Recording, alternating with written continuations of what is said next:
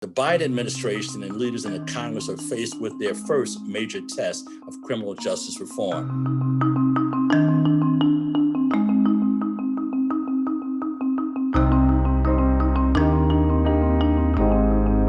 My understanding when Biden was running for office was that he did intend to offer a healthcare response to substance use. That's what I voted for.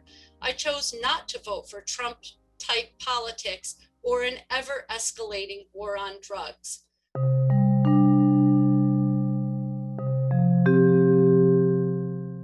If you break the law and illegally peddle these deadly poisons, we will find you, we will arrest you, and we will hold you accountable.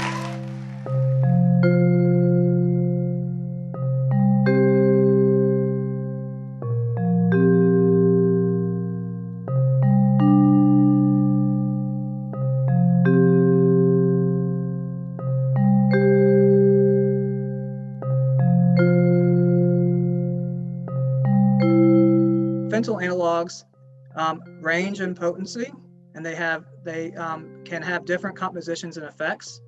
Some of these substances have no effects on the body, at least no psychoactive effects. And it's impossible to know just looking at chemical structure alone whether a substance has an effect on the central nervous system or poses a risk to human health.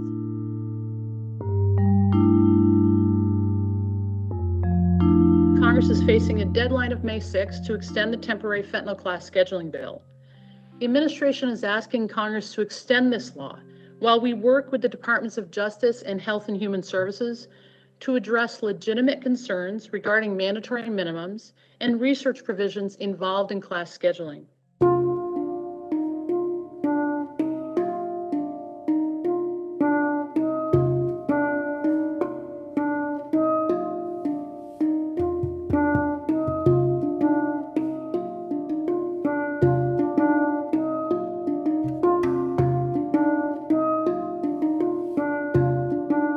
No one should go to jail for the use of a drug. They should go to drug rehabilitation.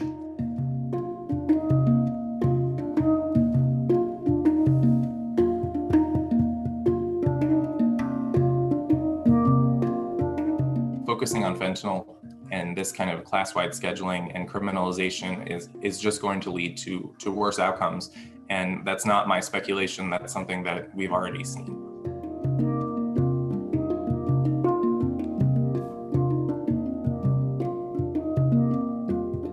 We must stop repeating historical choices that we know do not work and start working toward building healthy, flourishing communities for all.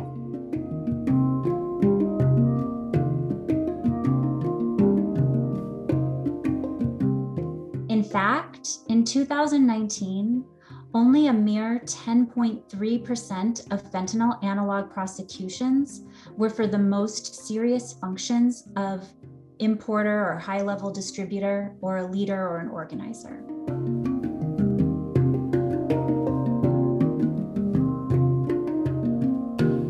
What's more is that these prosecutions and severe sentences are felt most harshly by defendants of color. In 2019, 68% of those prosecuted for fentanyl analogs were people of color.